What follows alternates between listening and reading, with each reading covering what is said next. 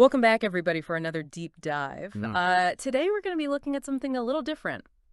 A deep dive into dystopian cinema, specifically the 1984 film adaptation. Okay. You guys sent in some really fascinating material on this, and I'm really interested Yeah. to talk about this version directed by Michael Radford and Mhm. how exactly he tackled this Yeah. adaptation from such a dense and symbolic novel. Yeah, it's a huge challenge, I think. Yeah, And I think any filmmaker. absolutely. And when you think about 1984, Right. it paints such a bleak and chilling picture of the future. This idea of Big Brother Right. always watching you, and how do you even begin to capture Yeah, how do you, yeah. that on film? And I know a lot of the sources mentioned how faithful it is to the book, but there's got to be more to it than just like, Yeah. checking off all the plot Oh, points. absolutely. Yeah.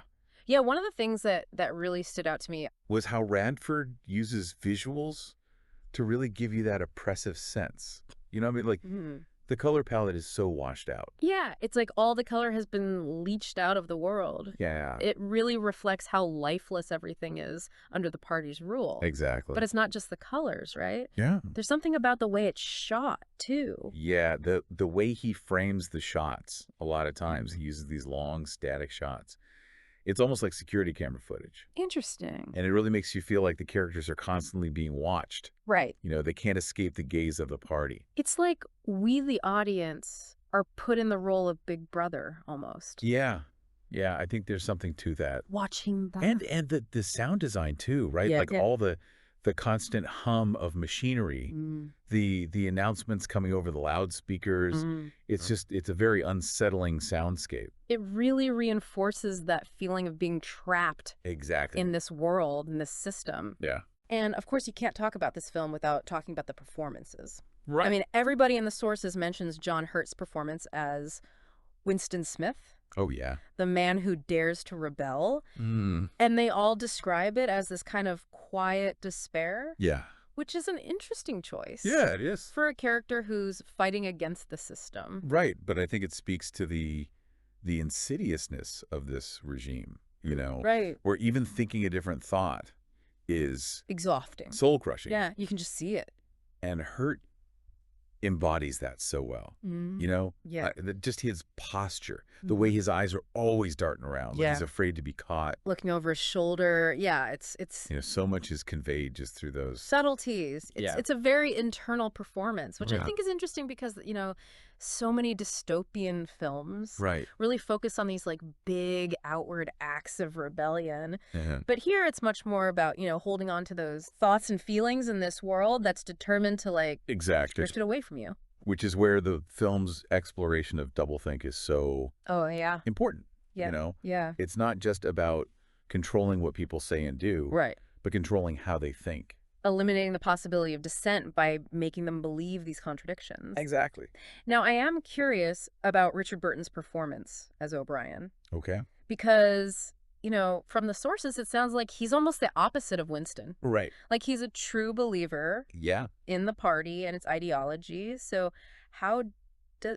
I mean, he brings this really chilling charisma to the role. Yeah. It's like he genuinely believes Right. that the party is doing good. Right. That, that their controls for the benefit of everyone. And he almost makes it sound reasonable. Yeah. And that's what's so disturbing about it, Well, and there's that one line one of the sources quoted. Oh, yeah. A boot stamping on a human face forever. It's like the party's mission statement, It's terrifying. And Silly. yeah, and the way Burton delivers it, it's just Yeah. sends shivers down your spine. Chilling charisma indeed. Yeah. It's interesting because he almost makes it seem seductive, Yeah. this belief in the party, Right. Like the allure of power, Yeah. how it can twist even the brightest minds. And I think that's one of the things that makes 1984 so relevant today, Oh, yeah. because we see those same kinds of manipulation, Right. that same kind of erosion of truth happening in our world too. You mean like the way language is used Yeah. to shape public opinion? Exactly. The way certain words and phrases are just repeated Right. over and over again until they lose all meaning? Think about the term fake news.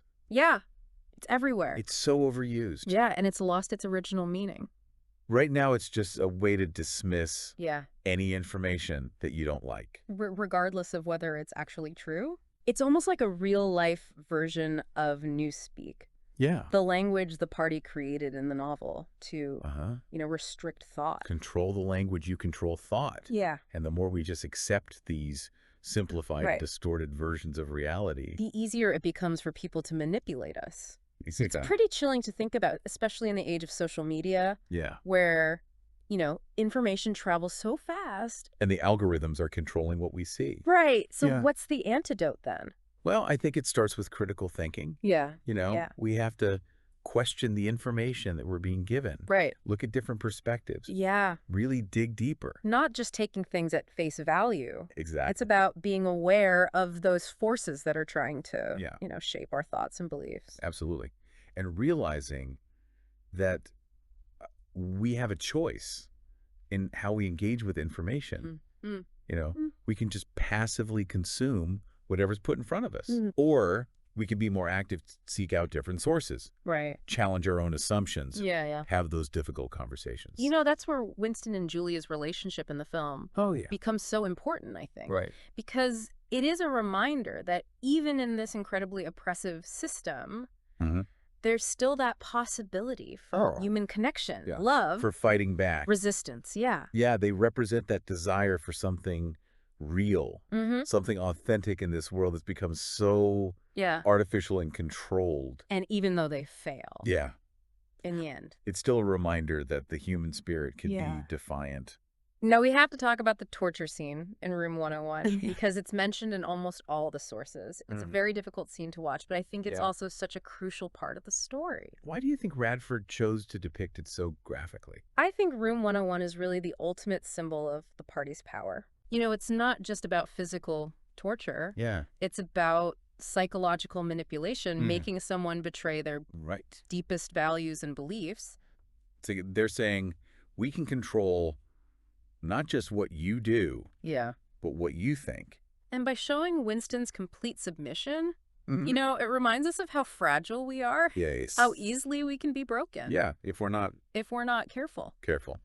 Now, I did read that the film was actually shot in London Oh, wow. in April of 1984, which just adds a whole other layer to the viewing experience. Yeah, I love those little details. It's like he was really trying to immerse the audience in that world.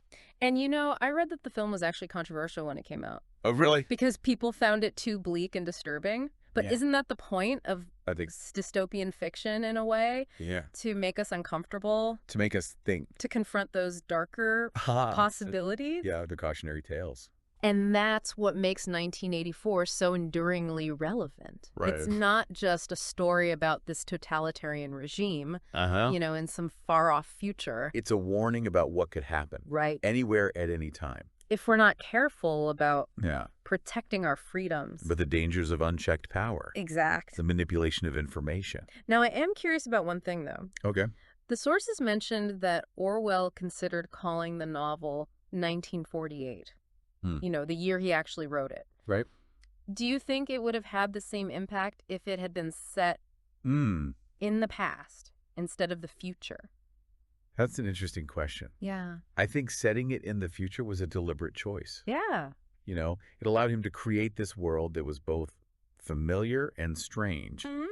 It reflected the anxieties of his time. Right. But also served as a warning Yeah. for future generations. Yeah, it makes it timeless in a way. Like, Yeah. this could happen anywhere. Right. At any time. It's a warning that those dangers are always present.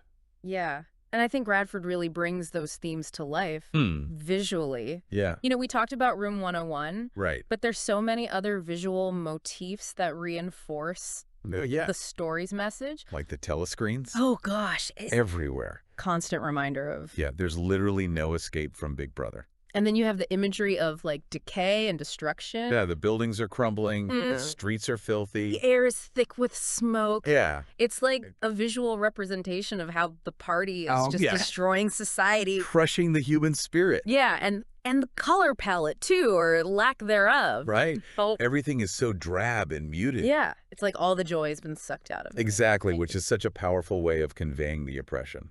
Now we have to talk about the ending, which is so bleak. Yeah, it is. Winston betrays Julia. Right. Embraces Big Brother. Do you see any hope in that ending? It's a tough one. It's not a happy ending, that's for sure. No. But it's a realistic one. Right. I think it reminds us that, even the strongest people can be broken. And that the fight for freedom is never easy. Yeah, and sometimes the cost of resistance is just too high. It's a reminder of how powerful fear can be. Yeah, and how seductive conformity is. So it leaves us with a question then. What would we do Yeah. in Winston's situation? Did we have the courage to resist? Even when the odds are stacked against us? It's a question we all have to answer. Right. But I think the film gives us some clues. Yeah. It reminds us of the importance of human connection, Yeah. of love. Of the courage to think for yourself. Even when it's dangerous. And even in the darkest of times, there's still that possibility of hope. That spark of resistance. That refuses to be extinguished. Well said. Well, on that note, I think we've come to the end of our deep dive into the 1984 film Adaptation. It's been a fascinating discussion. It has. It's given us a lot to think about. And I hope it inspires our listeners to revisit the film. Yeah. Or maybe even read the book for the first time. Because as we've seen, 1984 is so much more than just a piece of dystopian fiction. It's a warning. A challenge. A call to action. To be vigilant. To think critically. To never give up the fight for freedom. Well, thank you for joining us on this deep dive. And until next time, keep exploring, keep questioning. And keep the conversation going. We'll see you next time.